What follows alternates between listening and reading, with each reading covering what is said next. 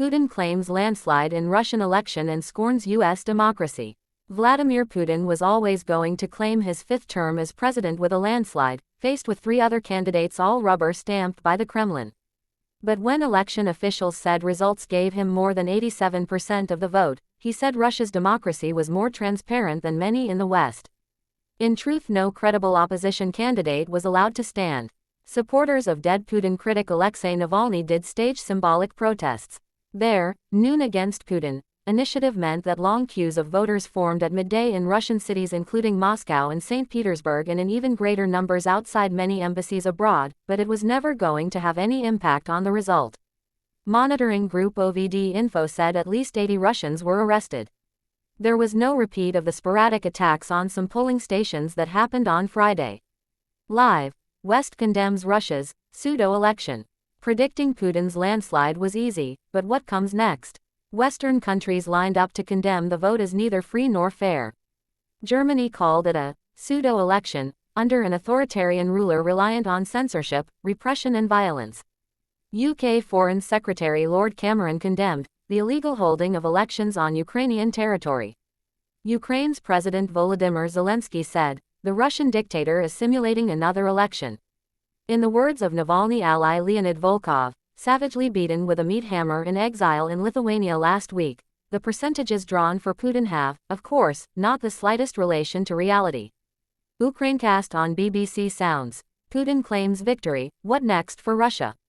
Russians had 3 days to vote and people in Russian-occupied areas of Ukraine had even longer, in an attempt to persuade residents to take part. One election commission official was reported killed in the occupied town of Berdyansk on Sunday, and residents spoke of pro-Russian collaborators going from home to home with ballot boxes accompanied by armed soldiers. But on Russia's carefully controlled state TV channels the result was hailed as a triumph. "This is an incredible level of support and unity around the figure of Vladimir Putin," said one correspondent excitedly, and a signal to Western countries.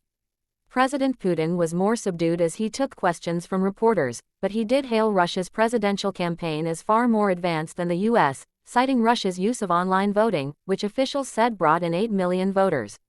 Mr. Putin had earlier been filmed performing a single keystroke to exercise his democratic right. "It's transparent and absolutely objective," he suggested, "not like in the U.S. with mail-in voting, you can buy a vote for $10. The Russian leader made the same false claim about U.S. elections earlier this year but never offered any evidence.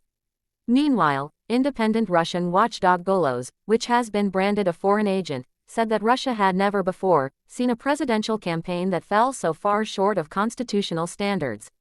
Why Putin's fifth term as Russian leader was never in doubt. Rosenberg. Russia's stage-managed election. Putin. From Russia's KGB to a presidency defined by war. Vladimir Putin is now set to stay in power until at least 2030, and has ruled Russia since 2000, the longest-serving Kremlin leader since Soviet dictator Joseph Stalin. Golos was barred from observing the vote, but reports of irregularities have emerged, as well as pressure on public sector employees to vote either in polling stations or online. Voters were not able to form and express their free will, or to establish the true outcome of the vote, it said. President Putin praised opposition campaigners for encouraging voters to turn out in greater numbers, although he condemned those who spoilt their ballots and said action would be taken against them. For the first time he referred to Alexei Navalny by name, a month after his most vocal critic died in a penal colony inside the Arctic Circle. In a remark possibly aimed at rebutting widespread allegations that he had Navalny killed, Mr. Putin confirmed reports that he had explored exchanging him for prisoners held in the West, but on the condition that his rival never returned. "I said I'm for it, but, unfortunately, what happened happened. What can you do? That's life." Yulia Navalnaya described queuing for 6 hours outside the Russian embassy in Berlin as part of the protest vote campaign. She said she had written her late husband's name on her ballot paper, and praised everyone who turned up, for giving her hope that everything is not in vain. One protest voter in London said she had queued for more than 7 hours before casting her ballot. Activist and lawyer Lyubov Sobol said in Washington, D.C. that the protest votes would not be reflected in the Kremlin's results, but this solidarity, this symbol, is nonetheless important. Russia's presidential election was never going to be a level playing field. The Kremlin tightly controls the political system, the media and elections. Communist Party candidate Nikolai Kharitonov managed little more than 4% of the vote and his fellow candidates even less. None of the three were serious candidates, and Mr. Kharitonov even praised the president ahead of the election for trying to consolidate the nation for victory in all areas. Millions of Russians will have voted for a fifth Putin presidential term partly because they see no credible alternative. But that is purely because the Kremlin has removed any possible challenger from the political landscape. Opponents have either been jailed, or they have fled into exile, or they have lost their lives. For a few short weeks there was a suggestion that an anti-war politician called Boris Nadezhdin might be allowed to stand. But last month he was ruled out by the Election Commission as increasing numbers of Russians warmed to his message and queued to register their support.